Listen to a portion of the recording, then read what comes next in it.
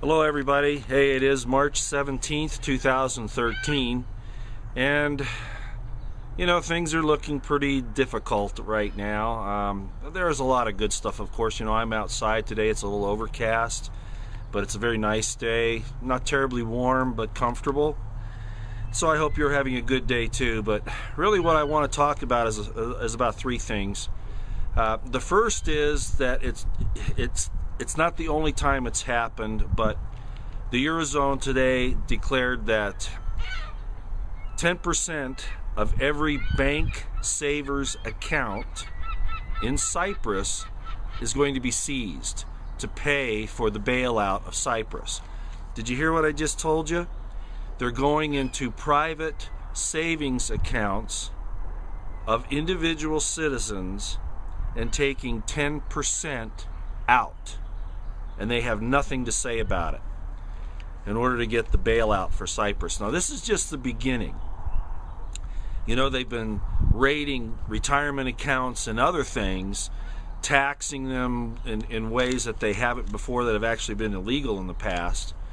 And now they're actually going in. This happened to Gerald Celente in an actual theft from MF Global about 2 years ago, where in his sequestered accounts, John Corzine and his crooks took out money that was being held not for playing a stock market, but for purchasing items. In other words, you put the money in there to show that you actually have it, so that you can make the purchase. And they removed all that money from some of these people's accounts. I think it was over almost near $1 billion, if I remember.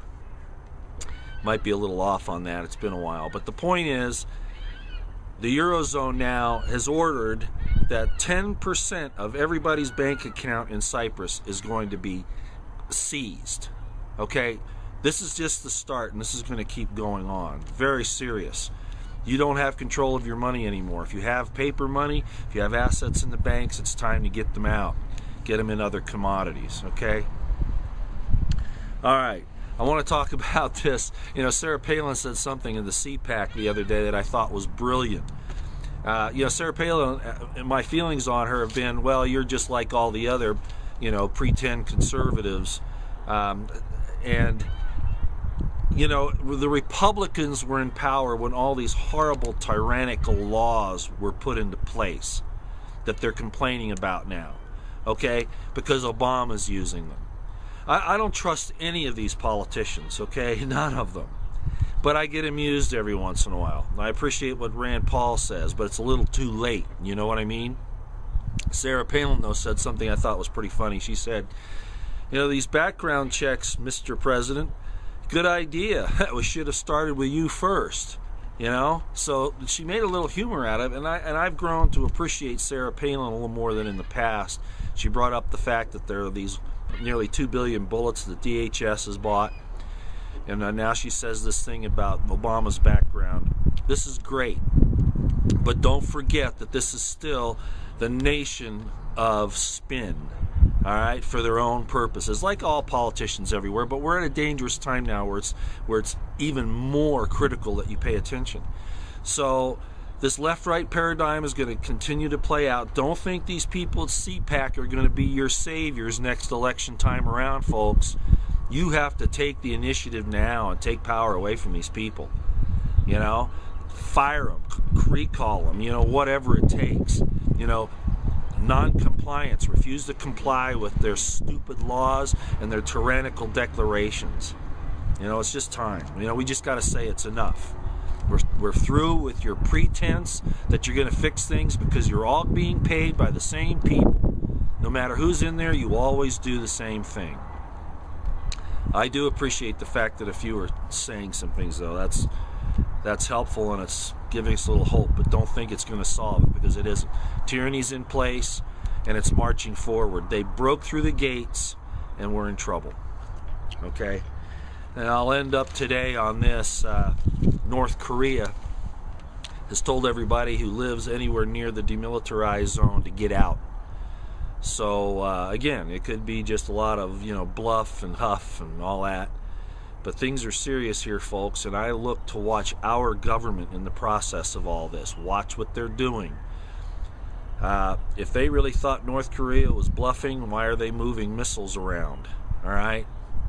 So this is a serious situation, but what our government will do in response is really what I'm concerned about. And I don't really care. You know, I think you know my feelings on the North Koreans.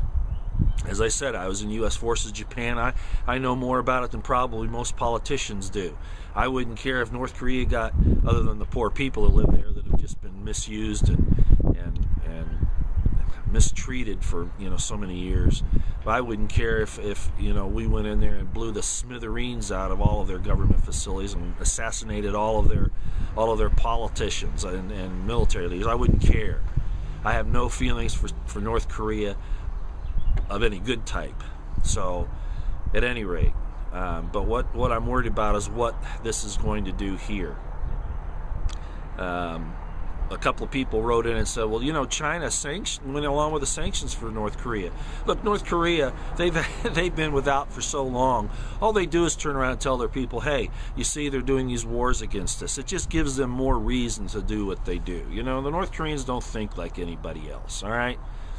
And I wouldn't trust China either. I mean, they see a chance to do some things here. And the first off, as I've pointed out before, with that thing in the Chinese state newspaper, you know, protracted war against American gun owners. They basically told Obama, you got to do that. I would be very suspicious of anything going on right now. Your government's going to do everything it can. It'll tax your firearms, you know, taxes, insurance. Some states are requiring insurance up to $1 million for a firearm. That's totally ridiculous.